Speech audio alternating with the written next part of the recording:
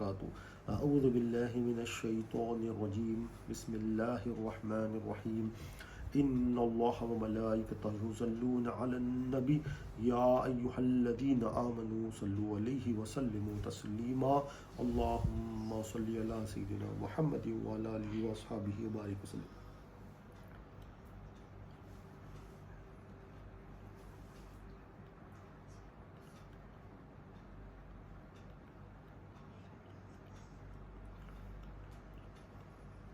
अल्लाहुम्मा सल्लि अला सय्यिदिना मुहम्मदिन व अला आलिहि व अस्हाबिहि व बारिक वसल्लम। अल्लाहुम्मा सल्लि अला सय्यिदिना मुहम्मदिन व अला आलिहि व अस्हाबिहि व बारिक वसल्लम। अल्लाह ताला का बेइंतहा फज़ल व करम है कि उसने हमें नबी करीम सल्लल्लाहु अलैहि वसल्लम की उम्मत में पैदा फरमाया और पैदा होने का फ़ख्र ना फरमाया। अल्हम्दुलिल्लाह, ये फ़ख्र अर्श के अम्बिया निकला। मज़ीद बराए करम हुआ कि अल्लाह ताला ने कुरान जैसी नेमत से वाबस्ता फरमाया, औलिया अल्लाह के दामन से वाबस्ता फरमाया और तशदीद ईमान के लिए हमें यहाँ जवा फरमाया। इंशाअल्लाह अल्लाह ताला की मदद से रसूलुल्लाह सल्लल्लाहु अलैहि वसल्लम के रिसालत के फैज़ान से, औलिया अल्लाह के विलायत के फैज़ान से ज़िक्र औलिया अल्लाह, ज़िक्र हुज़ूर गौसुस सक़लैन रज़ी अल्लाह ताला इंशाअल्लाह कंटिन्यू करते हैं। हम समझ रहे हैं ज़िक्र हुज़ूर गौस आदम दस्तगीर रज़ी अल्लाह ताला, ज़िक्र औलिया अल्लाह हम जो है ना कर रहे हैं। तो इसको हमने जिलानी सीरीज़ का नाम दिया है, तो इंशाअल्लाह हम इसको कंटिन्यू करेंगे। आज हम सूरह कहफ का जो आखिरी वाक़या है उसको रख कर इंशाअल्लाह हुज़ूर गौस आदम दस्तगीर रज़ी अल्लाह के वाक़े की तरफ इंशाअल्लाह वापस आएंगे।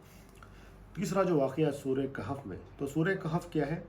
औलिया अल्लाह के उसमें ज़िक्र तीन वाक़ये, मशहूर तीन वाक़ये बयान किया गया जो दूसरे अम्बिया अलैहिस्सलाम के औलिया हैं। तो सूरह कहफ में तीन वाक़यात दिया गया। हमने अस्हाब कहफ का वाक़या देखा, फिर जो है ना हमने दूसरा वाक़या किनका देखा, हमने हज़रत ख़िज़र अलैहिस्सलाम का वाक़या देखा। आज हम हज़रत ज़ुल्क़रनैन रज़ी अल्लाह ताला अन्हु का वाक़या देखेंगे। तो हज़रत ज़ुल्क़रनैन रज़ी अल्लाह ताला ये भी अल्लाह के वली है। कुरान में सूरह कहफ में तीन सफ़र किया आपने, सूरह कहफ में आपके तीन सफ़र का जिक्र किया। पहला सफ़र आपने किया जहाँ सूरज गुरूब होता है, वहाँ पर सफ़र किया। तो कुछ लोग बस्ती मिली वहाँ पर, उन लोगों को ईमान की दावत दी आपने और उन्हें इस्लाम कबूल किया।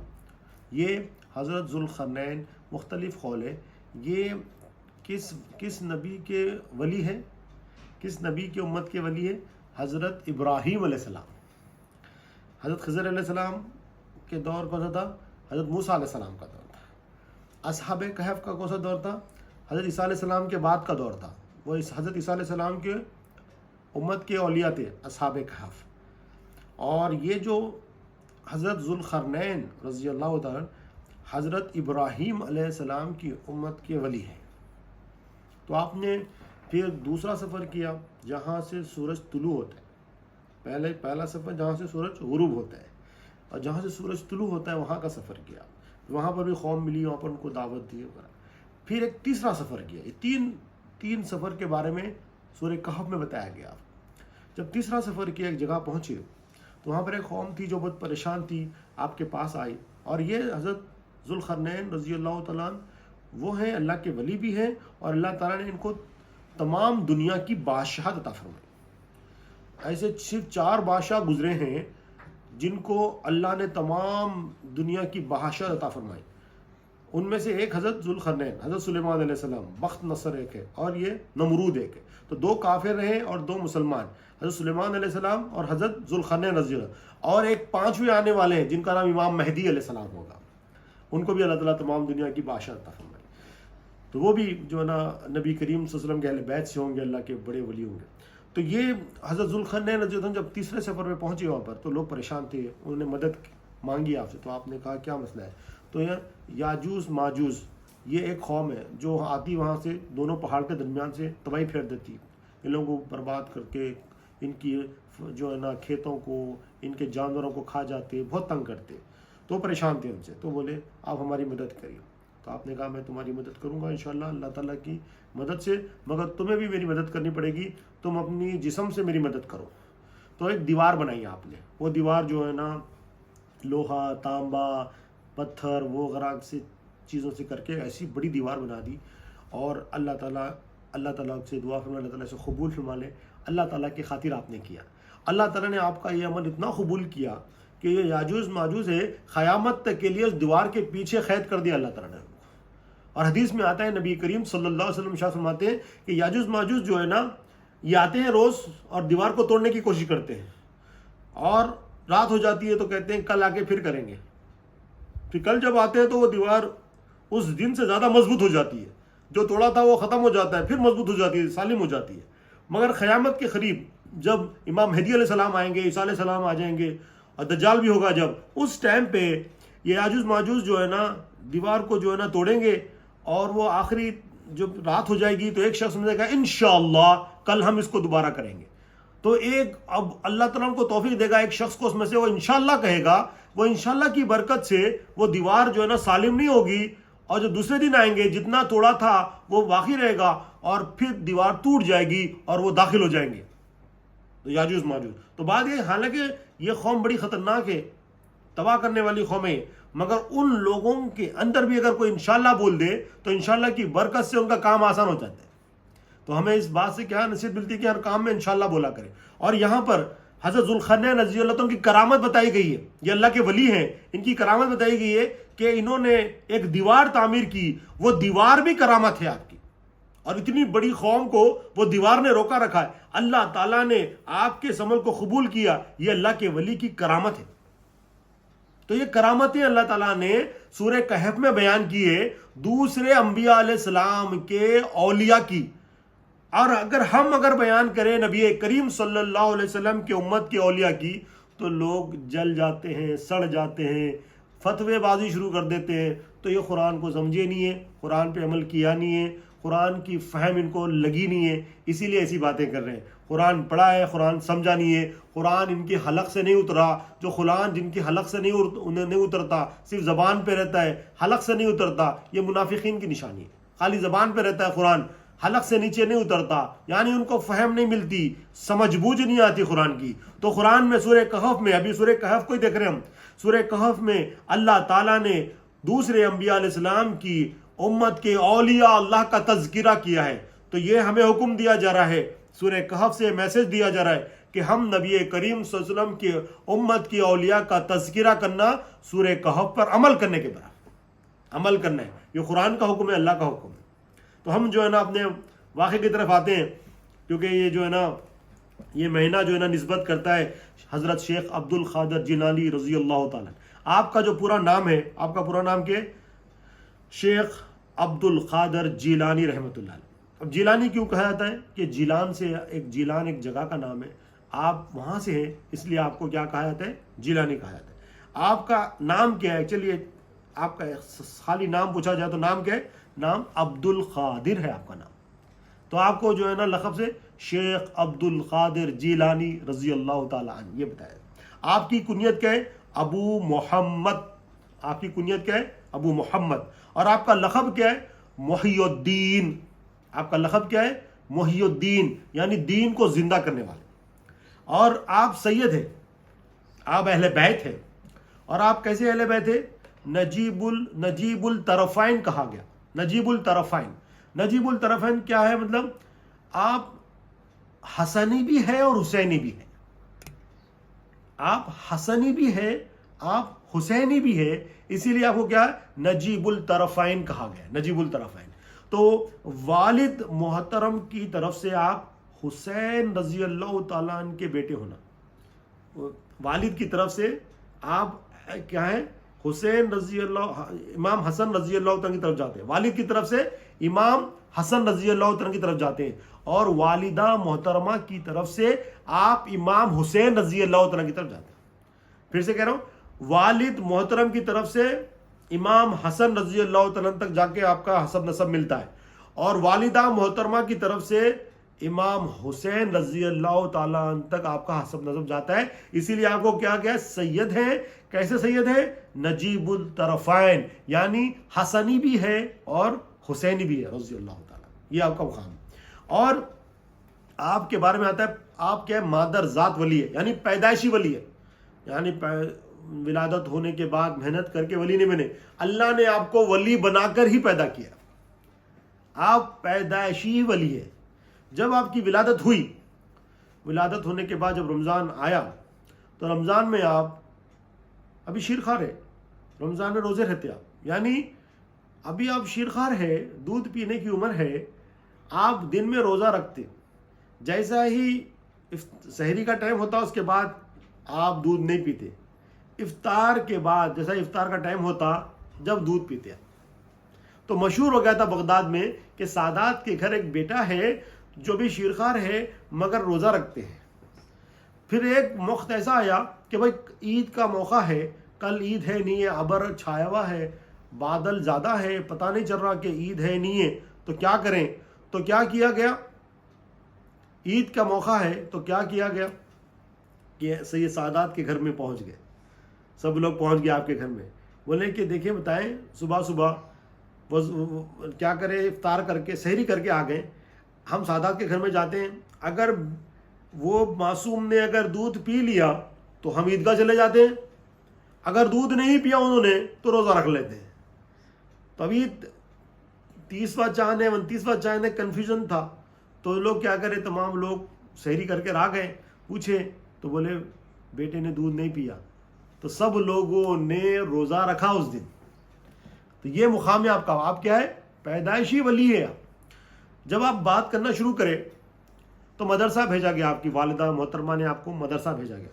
بچپن میں ہی آپ کے والد محترم کا انتقال ہو گیا. تو آپ کی تربیت آپ کے والدہ نے اور آپ کے نانا جان نے کی ہے. تو جب آپ بات چیت کرنے لگے تو مدرسہ بھیجا گیا. تو مول صاحب نے کہا پڑھو بسم اللہ الرحمن الرحیم. تو آپ بسم اللہ الرحمن الرحیم سے شروع ہوئے تو سورہ فاتحہ پڑھا، الف لام میم پڑھا، 18 پارے پڑھ لیا آپ نے. ابھی آپ بات چیت کرنے آپ کو آیا، مدرسہ گئے ہیں تو 18 پارے پڑھ لیے. استاد پریشان، بولے یہ آپ کو کس نے بتایا اور آپ نے کہاں پڑھا؟ بولے جب میں اپنی ماں کے پیٹ میں تھا میری والدہ کو 18 پاڑے حفظ ہے، تو وہ 18 پاڑے پڑھتے تھے، قرآن کی تلاوت کرتے تھے، تو میں سن کے یاد کر لیا. یہ اللہ کے ولی ہے، حضرت حضور غوث اعظم دستگیر رضی اللہ، مادر ذات ولی ہے، پیدائشی ولی ہے. اب جب بچے کھیلتے ہیں نا تو آپ بھی بچوں کے ساتھ باہر نکلتے تو کیا آواز آتی تھی؟ کیا آتی؟ اے برکت والے میری طرف آ. غیب سے آواز آتی، اے برکت والے میری طرف آ. آپ واپس گھر آ جاتے. پھر ایک بار ایسا ہوا کہ بچے نا گائے کے پیچھے جا رہے تھے، تو آپ بھی گئے گائے کے پیچھے. بچے کھیلتے ہیں نا، گائے کے ساتھ کھیل رہے، تو گائے پلٹ کے کہتا ہے اے عبد القادر رضی اللہ عنہ، اللہ تعالیٰ نے آپ کو اس کام کے لیے پیدا نہیں کیا. گائے زبان، اللہ تعالیٰ نے گائے کو زبان دی، اور گائے جو ہے نا انسانوں کی طرح بات کر رہا ہے، کہہ رہا ہے اے عبد القادر جیلانی رضی اللہ تعالیٰ، اللہ تعالیٰ نے آپ کو اس کام کے لیے پیدا نہیں کیا. اور فوری گھبرا کے نا گھر کی طرف آئے اور اپنے چھت پہ چڑھ گئے. جیسا ہی چھت پہ چڑھے ہیں تو دیکھتے ہیں کہ نا عرفات کا میدان نظر آ رہا ہے، تمام حاجی نظر ہے. حج کا موسم تھا، وہ حج کا سیزن تھا، حج کا وقت تھا، حج کا مہینہ تھا، ذی الحج کا مہینہ تھا. تو اس دن عرفات کی 9 تاریخ تھی. تو دیکھ رہے ہیں وہاں پر حاجیوں کو دیکھ رہے ہیں، عرفات کے میدان کو دیکھ رہے ہیں. پوری چیزیں کھل گئی، مطلب ہے بغداد میں مگر نظر کہاں پر پہنچ رہی ہے؟ عرفات میں پہنچ رہی ہے. پھر جب نیچے آئے، علم کا شوق، علم حاصل کرنے کا ایسا شوق ہو گیا تھا آپ کو، یہ ساری باتیں سن کر بہت شوق ہوا. والدہ کے پاس آگے کہتے ہیں اے والدہ آپ مجھے اللہ کے سپرد کر دیجیے، مجھے اجازت دیجیے کہ میں بغداد جا کر علم حاصل کروں. دیکھیں مادر ذات ولی ہیں، پیدائشی ولی ہیں، مگر علم حاصل کرنے کے لیے بغداد جانا چاہ رہے ہیں. اور ہمارے پاس کچھ بھی نہیں ہے، ہم تھوڑا بہت پڑھ لے کے بولتے ہیں ہمارے کو سب معلوم ہو گیا، آپ سننے کی ضرورت ہی نہیں ہے. ہم اپنے آپ کو جو ہے نا بڑے عالم سمجھتے ہیں. جو عالم ہیں، جو ولی ہیں، عالم ہیں، سب کچھ ہے، مگر علم کا شوق دیکھیں آپ. تو کیا بتایا جا رہا ہے؟ علم حاصل کرتے ہی رہنا ہے، ہم طالب علم بن کے ہی رہنا، مرے تک طالب علم رہنا، علم حاصل کرتے رہنا، علم حاصل کرتے رہنا. کس سے ہماری جو ہے نا مراد پوری ہو جائے، جو اللہ نے جس مقصد کے لیے پیدا کیا ہے وہ مقصد پورا ہو جائے. ہم گواہی دے دیں جیسا گواہی دینے کا حق ہے، لا الہ الا اللہ محمد رسول اللہ صلی اللہ علیہ وسلم. وہ وقت کون سا ہے نہیں پتا، تو علم حاصل کرتے رہنا ہے، کرتے رہنا ہے. تو جس دن جیسی گواہی دینے کا حق ہے اگر ویسی گواہی دے دی ہے ہم، تو سبحان اللہ ہمارے پیدا ہونے کا مقصد پورا ہو گیا، کامیاب گزریں گے انشاءاللہ. تو اسی لیے علم حاصل کرتے رہنا ہے. تو والدہ کو آپ نے عرض کیا اے والدہ آپ مجھے اللہ کے سپرد کر دیجئے اور مجھے اجازت دیجئے کہ میں بغداد جا کے علم حاصل کروں. تو والدہ محترمہ نے پوچھا بیٹا کیا بات ہے؟ والدہ کا نام کیا ہے؟ والدہ کا نام ہے سیدہ ام الخیر فاطمہ رضی اللہ تعالیٰ. آپ کا نام کیا ہے؟ سیدہ ام الخیر فاطمہ رضی اللہ تعالیٰ آپ کی والدہ کا نام ہے. حضور غوث اعظم مستغیر حضور کے والدہ کا نام یہ ہے. تو والدہ محترمہ نے کہا بیٹا ایسا کیوں کہہ رہے ہو؟ تو پورا واقعہ بتایا. دیکھیں میں جب باہر نکلتا ہوں تو کہتے ہیں اے برکت والے میری طرف آ. پھر میں جب گائے کے ساتھ گیا تو گائے نے کہا اے عبد القادر اللہ نے تمہیں اس کام کے لیے پیدا نہیں کیا ہے. میں جب چھت پہ چڑھ گیا تو میں عرفات کا میدان دیکھتا ہوں, حاجیوں کو دیکھتا ہوں, وہ دعائیں کر رہے ہیں, رو رہے ہیں, میں سب دیکھ رہا ہوں. تو یہ چیزیں میری کو جو ہے نا نظر آ رہی ہے. کسی نے پوچھا آپ کو جب آپ خطبہ دیتے تھے, لوگوں کی اصلاح کرتے تھے, جب کسی نے سوال کیا اے شیخ آپ کو کب پتہ چلا کہ آپ اللہ کے ولی ہیں؟ تو حضرت حضور غوث اعظم مستغیر رضی اللہ تعالیٰ عنہ ارشاد فرماتے ہیں جب میں مدرسے کے لیے جاتا تھا تو فرشتے آواز دیتے تھے اللہ کے ولی کے لیے جگا دو, اللہ کے ولی کے لیے جگا دو, جگہ بناؤ, اللہ کا ولی آیا ہے. اور یہ میں بھی سنتا تھا اور مدرسے کے بچے بھی سنتے تھے یہ بات. تو مجھے جب پتہ چل گیا تھا کہ میں اللہ کا ولی ہوں, اللہ نے مجھے ولایت عطا فرمائی. تو دیکھیں آپ ولایت عطا فرمائی معلوم ہو گیا ہے, مگر پھر بھی کیا کہہ رہے ہیں مجھے بغداد جانا ہے, علم حاصل کرنا ہے. ہمیں تو کچھ بھی نہیں ملا, ہم بولتے بھائی ہم کو تو علم کی ضرورت ہی نہیں, سب مالنے ہوتے. تو ہم طالب علم, اللہ علم کی اہمیت ہے. تو دیکھیں کوئی ولی علم کے بغیر کوئی ولی نہیں ہوتا. سب سے بڑی چیز کیا؟ علم ہونا ضروری ہے. علم سے ہی, کیونکہ اللہ تعالیٰ کا جانتا بن کس سے آتا ہے؟ علم سے آتا ہے, علم و عرفان سے آتا ہے. ہمارا سلوک بھی علم و عرفان کا ہے. تو علم ضروری ہے, علم حاصل کرنا ضروری ہے. اور نبی کریم صلی اللہ علیہ وسلم نے کیا علم کا حاصل کرنا ہر مسلمان مرد اور عورت پر فرض ہے. تو یہ بہت ضروری چیز ہے. پھر سیدہ ام الخیر فاطمہ رضی اللہ تعالیٰ نے کیا ارشاد فرمایا؟ آپ نے کہا بیٹا میں تجھے اللہ کے سپرد کیا, میں نے تجھے اللہ کے سپرد کیا, قیامت سے پہلے میں تیرا چہرہ نہیں دیکھ سکوں گی. یعنی یہ تھی حالت, ضعیف ہو گئے تھے کیونکہ آپ کی ولادت کافی دیر سے ہوئی تھی, تو والدہ ضعیف ہو گئے تھے. تو آپ کو یہ تھا کہ اب تم بغداد جا کے علم حاصل کر کے جب تک واپس آؤ گے تو میں تو اس دنیا سے رخصت ہو جاؤں گی. پھر تیری میری ملاقات, آپ کی اور میری ملاقات تو قیامت میں ہی ہوگی. پھر اب دیکھا آپ نے یہ مقام تھا تو والدہ نے پھر بھی اجازت دی, بیٹا میں تمہیں اللہ کے سپرد کرتی ہوں. اب ہمارے بچے تھوڑا دور گئے تو کیا کچھ ہوتا ہے, مرڈر ہو جاتا ہے, ان کا نقصان ہوتا, مشکل ہو جاتی. ہمارے مسائل ہیں نا, ہمارے کو مشکل ہے. ہم بولتے کہ بھائی اس کو کمانے کے لیے اس کو یہ نا یو کے بھیج دیتے, یو ایس اے بھیج دیتے, کینیڈا بھیج دیتے. 18 سال کے بچے کو, 19 سال کے بچے کو, 20 سال کے بچے کو کمانے کے لیے دنیا کے کسی بھی کونے میں بھیج دیں گے. مگر علم دین حاصل کرنے کے لیے اگر گیا تو بابا نگر گیا تو اس کا ایکسیڈنٹ ہو جاتا, اس کو ادھر بھیجے تو ایکسیڈنٹ ہوتا اس کا, گلیوں میں رہا تو مر جاتا ہوں. مگر یہ کیا ہے علم دین حاصل کرنے کے لیے ہم لوگ نہیں بھیجتے اس کو. ارے علم دین حاصل کرنے کا تو ہمارا بچہ مر جاتا, ایکسیڈنٹ ہو کے مر جاتا, کوئی بھی مار دیتے اس کو, ٹھیک ہے نا. اور یو ایس اے بھیج دیں گے 18-20 سال کے بچے کو, اس کو کچھ بھی نہیں ہوتا کمانے کے لیے, پیسوں کے لیے. کینیڈا بھیج دیں گے, آسٹریلیا بھیج دیں گے, کچھ نہیں ہوتا اس کو. دبئی بھیج دیں گے, دنیا میں کہیں بھی بھیج دیں گے اس کو, جا کمانے کے لیے, دنیا کے لیے اس کو کہیں بھی بھیج دیں گے, اس کو کچھ بھی نہیں ہوتا. علم دین حاصل کرنے کے لیے ایک محلے سے دوسرے محلے گیا تو مر جاتا, کوئی بھی اس کو ڈاکو پکڑ لیتے اس کو. دیکھو یہ ہماری سوچ ہے, کھوپڑی ہماری.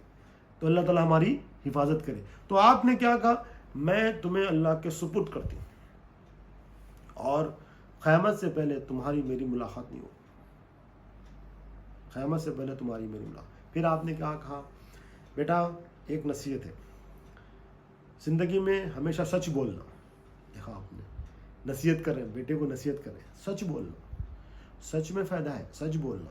اور 40 دینار جو ہے نا آپ نے آپ کے خمیز کے اندر سی دیا, آپ نے آستین کے نیچے 40 دینار سی دیے. بیٹے یہ 40 دینار ہے, جب اگر ضرورت پڑی تو اس کو استعمال کر لینا. 40 دینار دیے, نصیحت کیا کرے, وصیت کیا کرے, جھوٹ نہیں بولنا, اور کیا کہا آپ نے, میں نے تمہیں اللہ کے سپرد کر دیا ہے. کتنی بڑی بات ہے, تو اللہ کے سپرد کر دیا, سبحان اللہ. اب یہ چیز یہ لے کر اب جو ہے نا حضور غوث اعظم صغیر رضی اللہ تعالیٰ عنہ قافلے میں شامل ہو گئے. اب قافلے کے ساتھ جا رہے ہیں, اب دیکھیں اللہ کے سپرد کرنا کیا ہے, اللہ پر بھروسہ کرنا ہے, اللہ پر توکل کرنا ہے. نبی کریم صلی اللہ علیہ وسلم نے ارشاد فرمایا, حدیث شریف ہے کہ میری امت میں 70,000 ایسے لوگ ہیں جو بغیر حساب کتاب کے جنت میں داخل ہوں گے. کتنے؟ 70,000 لوگ ایسے ہیں جو بغیر حساب کتاب کے جنت میں داخل ہوں گے. حضرت عکاشہ رضی اللہ تعالیٰ عنہ کھڑے ہو گئے. حضرت عکاشہ رضی اللہ تعالیٰ عنہ کہتے ہیں, یا رسول اللہ صلی اللہ علیہ وسلم دعا فرمائیے کہ اللہ تعالیٰ بھی مجھے اس میں شامل کر لیں. تو نبی کریم صلی اللہ علیہ وسلم نے دعا فرمائی, اے اللہ تعالیٰ عکاشہ کو ان میں شامل فرما, آمین. تو پھر دوسرے انصار صحابی اٹھے, یا رسول اللہ صلی اللہ علیہ وسلم میرے لیے بھی دعا فرمائیے. تو نبی کریم صلی اللہ علیہ وسلم نے ارشاد فرمایا, عکاشہ تم پر سبقت لے گئے رضی اللہ تعالیٰ. تو کیا ہے, 70,000 لوگ ایسے ہوں گے جو بغیر حساب کتاب کے جنت میں داخل ہوں گے. پھر حدیث ایک اور روایت میں آتا ہے کہ ہر ایک ہزار کے ساتھ پھر 70,000 ہوں گے. 70,000 ایسے ہیں جو بغیر حساب کتاب کے جنت میں داخل ہو جائیں گے. وہ 70,000 میں ہر ہزار کے ساتھ 70,000 ہیں. پھر ایک اور روایت میں ہے ہر ایک کے ساتھ 70,000 ہوں گے, ہر ایک کے ساتھ 70,000 ہوں گے. اور ان تمام لوگوں کے ایک امیر ہوں گے, ان تمام لوگوں کے ایک امیر ہوں گے. وہ جو امیر, جو قائد ہوں گے, جو لیڈر ہوں گے, ان کے امام ہوں گے, جو ان کے مرشد ہوں گے, وہ اس وقت تک جنت میں داخل نہیں ہوں گے جب تک کہ یہ پوری جماعت جنت میں داخل نہ ہو جائے. یہ پورے لوگ جب جنت میں داخل ہو جائیں گے, ان کے بعد وہ جو امیر ہیں, وہ ان کے امام ہیں, وہ جو ان کے مرشد ہیں, وہ جو ان کے لیڈر ہیں, وہ آخری میں داخل ہوں گے. تو ان کی نشانی کیا ہے, یہ کون لوگ ہیں؟ صحابہ نے عرض کیا, رسول اللہ یہ کون لوگ ہیں, ان کی پہچان کیا ہے؟ یہ اللہ پر کامل طور پر جیسا بھروسہ کرنے کا حق ہے ویسا بھروسہ کرنے والے. وہ اللہ پر بھروسہ کرنے والے ہیں, داغ لگانے والے نہیں ہیں, جھاڑ پھونک کرنے والے نہیں ہیں, فال کھولنے والے نہیں ہیں. یہ کامل طور پر اللہ پر بھروسہ کرنے والے لوگ ہیں. بلی آ گئی پریشان نہیں ہوتے, بلی آ گئی تو پریشان ہو گئے, وہ ناریل رکھ لو, پتہ نہیں کیا کیا چیزیں ہیں, ہم اس پہ نہیں آتے. تو یہ کون لوگ ہیں؟ اللہ پر مکمل طور پر بھروسہ کرنے والے لوگ ہیں. تو اب دیکھیں, اب یہ حدیث کی روشنی میں یہ مجھے ایسا لگتا ہے, میں اپنی جو ہے نا انپٹ دے رہا ہوں, کہ وہ جو ان سب کے امام ہوں گے نا, وہ امام شیخ عبد القادر جیلانی رضی اللہ تعالیٰ ہوں گے انشاءاللہ. میں یہ سمجھتا ہوں, کیونکہ اللہ کے سپرد کر دینے کی بات کی آپ نے, والدہ مجھے اللہ کے سپرد کر دے, اور والدہ نے بھی کہا میں نے تمہیں اللہ کے سپرد کر دیا ہے. اللہ پر بھروسہ ہے, اتنا اللہ پر اتنا بھروسہ ہے کہ تو 70,000 لوگ وہ لوگ ہیں جو اللہ پر کامل بھروسہ رکھنے والے ہیں. تو یہ کامل بھروسہ رکھنے والوں کے امام ہیں شیخ عبد القادر جیلانی رضی. تو مجھے یہ فیل ہوتا ہے کہ یہ حدیث جو نبی کریم صلی اللہ علیہ وسلم نے بتائی ہے, ان میں جو ان کے امام ہوں گے جو 70,000 کے, وہ شیخ عبد القادر جیلانی ہوں گے. تمام مریدین کو جنت میں داخل کرانے کے بعد خود داخل ہوں گے انشاءاللہ. تو آپ آگے نکلیں, قافلہ کے ساتھ تھے, ڈاکوؤں سے ملاقات ہو گئی. ڈاکو, یہ واقعہ کر کے بات ختم کرتا ہوں, ٹائم ہو گیا. تو ڈاکو جو ہے نا سب قافلہ لوٹ رہے تھے. تو ایک چلتے چلتے ایک جنے نے پوچھا آپ سے, اب معصوم ہیں ابھی, آپ پوچھا کہ بھائی آپ کے پاس کیا ہے؟ بولے 40 دینار, 40 اشرفیہ جو بھی تھا اس کرنسی.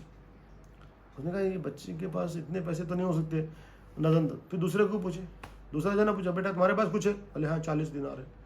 اب یہ بات ڈاکوؤں کے سردار تک پہنچ گئی کہ بھائی ایک بچہ جو ہے نا, سب لوگ گھبرائے ہوئے, بچہ بڑا مطمئن ہے, چہرے پہ کوئی گھبراہٹ نہیں ہے, مگر وہ 40 دینار ہے کہتے ہیں. بولے لے کے آؤ, بلا کے لے کے آؤ. ڈاکوؤں کا جو سردار تھا وہ ذرا ہوشیار تھا, اس نے پوچھا بیٹا آپ کے پاس کیا ہے؟ بولے 40 دینار ہے. بولے کہاں پر ہے؟ بولے اس قمیص کے نیچے. جب دیکھا گیا اور کھولا گیا قمیص تو 40 دینار نکلے. تو بولے بیٹا اگر آپ نہیں بتاتے, اگر آپ جھوٹ بول دیتے تو یہ 40 دینار بچ جاتے نا, ہمیں تو پتہ نہیں تھا آپ کے پاس ہیں. تو بولے جب میں مدرسے کے لیے نکل رہا تھا تو میری والدہ نے مجھ سے وعدہ لیا تھا کہ تم جھوٹ نہیں بولنا، ہر معاملے میں سچ بولنا، تو میں اپنے والدہ سے جو وعدہ کیا ہے وہ وعدہ خلاف ہی نہیں کر سکتا۔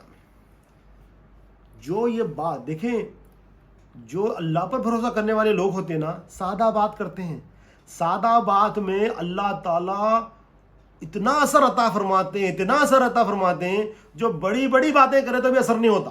سادہ بات کی آپ نے، کیونکہ یہ اللہ پہ بھروسہ کرنے والے لوگ ہیں۔ یہ 70,000 کے امام ہیں جو بلا حساب کتاب جنت میں داخل ہونے والے، اللہ پہ بھروسہ کرنے والے ہیں۔